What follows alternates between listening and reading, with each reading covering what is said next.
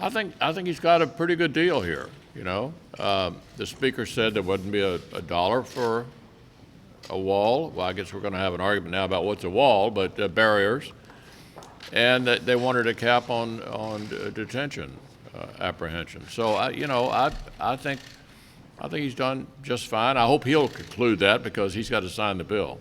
Says, I'm unsure about the deal here, but he suggests that he might use transfer authority. First of all, I hope he signs the bill.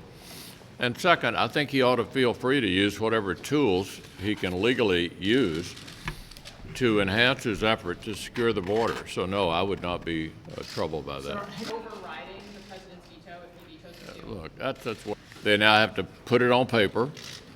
We have to see if that reflects the principles, and we're hopeful the president will, once he does that and once we do that, we'll conclude that it's a good idea to sign it.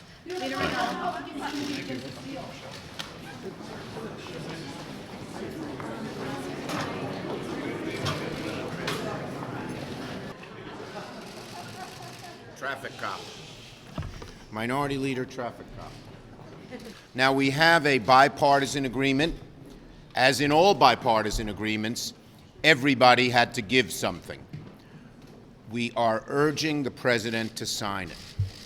The president should not make the same mistake he made a couple of months ago when there was a bipartisan agreement and he wouldn't sign it and caused the shutdown. Please, Mr. President, no one got everything they wanted in this bill, but sign it and don't cause a shutdown. The leaders of the conference committee have found an agreement in principle to keep the government open. The details are still being hammered out, but the tentative agreement represents a welcome path forward for our country and away from the dreaded government shutdown.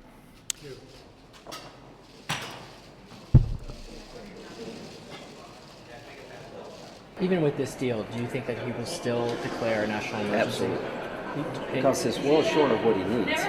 5.7 is what it costs to put barriers in the top 10 places identified by DHS is where you would need a barrier. So they asked the Department of Homeland Security, tell us your top 10 places to put a barrier in terms of need.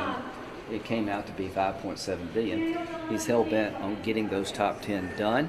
So the difference between what we appropriate and 5.7, that delta he'll have to find on his own. I think he can do it two ways. He can basically have some authority without a national emergency to reprogram money. And the other way is declare a national emergency and move money around. I think he'll do both. Not sure, but that's what I think. Do you think he puts should that do that? immediately in a fight in the courts. Like it puts it immediately. Well, the in a fight. national emergency, I'm sure, but I think he's willing. I think he wants that fight. I think he's saying, from my point of view, this is a national emergency, and I think he's willing to have that fight with Congress and the courts. But it could drag out for years. It's not a perfect agreement, but it will open all 7 appropriation bill, put 800,000 people back to work, and make a big down payment on securing the border. This is a multi-year deal. This is not just a one-year deal on the border. The president knows that. I know that.